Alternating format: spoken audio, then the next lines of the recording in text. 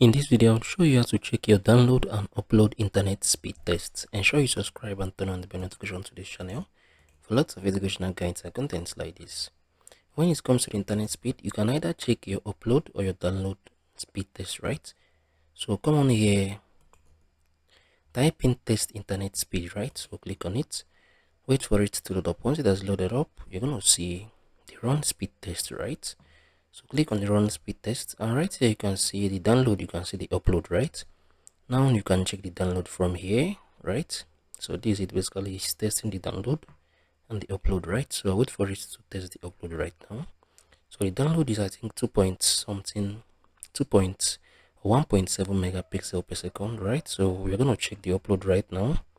So it's currently testing the upload is, I think, around one point something or 2 point something, right? Megabits per second. Yeah. So this is how you can check your download and upload internet speed test. If you found this video helpful, share your thoughts below in the comment section. Thank you guys for watching through. I'm gonna see you all in the next one.